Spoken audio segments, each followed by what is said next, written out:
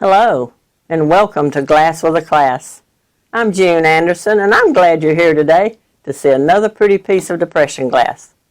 Maybe you're here for the mini English lesson. Well, we'll have both, and I hope you'll enjoy them both. First, we'll take a brief look at today's piece of glass. Today's pattern is Colonial Fluted, sometimes known as rope, and it comes from the Federal Glass Company. See the Federal logo there? Comes from the Federal Glass Company, manufactured from 1928 to 1933. Can you see why it's sometimes called rope?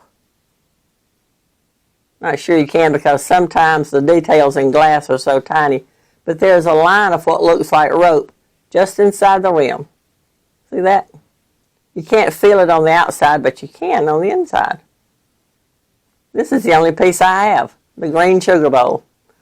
This pattern was used regularly, so if you find flat pieces like plates, you'll very likely find scratch or wear marks in them from use. I sort of like that. I like knowing that I have pieces that people actually used with their families back then. I don't usually collect pieces that are broken or chipped, but I'll gladly take those that show signs of wear, signs that the family actually used them. Because unknown pieces turn up from time to time with depression glass patterns, it's hard to know exactly what pieces were made, and that's true with Colonial Fluted. But I do know that they made the standard pieces, like cup and saucer, creamer and sugar, several sizes of bowls and plates, and sherbets, you know. Colonial Fluted, or rope, was made in green and crystal. The sugar bowl is supposed to have a lid, and I'd like to find it. Sometimes it's hard to find a two-piece depression glass item because either the lid would get broken or lost, or the bowl would. I'd also like to find the creamer to go with this little beauty, but, well, we'll see. Here's a bonus with Colonial Fluted. It glows. Can you see that? It glows when you put it under a black light. That's because most, not all, but most, of the green depression glass contains small amounts of uranium, so most of it would glow under a black light. Some of the other colors would glow too. If you want to perform this trick, just drag out your trusty black light from the 1960s or 70s, and if you don't have one, they're easy to come by. Go to Walmart or order it from Amazon. I like this little trick, don't you? It's sort of a bonus. Maybe next time there's a gathering at your house, you can do party tricks and include this one. Now it's English lesson time. You may have never thought about this, but did you know that sometimes we repeat ourselves when we're talking to people?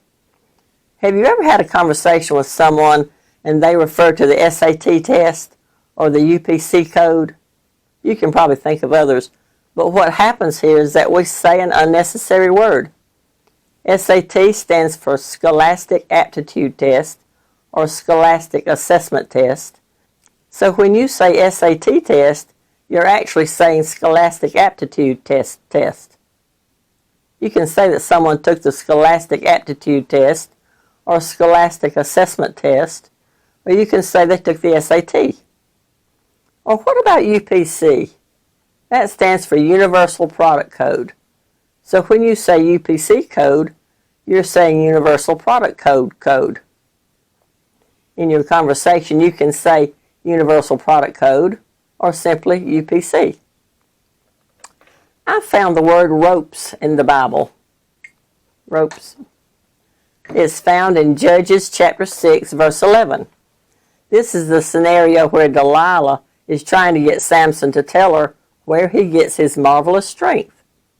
Judges 16:11 says, "He said to her, 'If they bind me tightly with new ropes which have not been used, then I will become weak and be like any other man.'" Well, I hope you enjoyed this episode and will join us next time when we'll enjoy more pretty glass and another little English lesson. See you then. God bless you and yours. Bye-bye.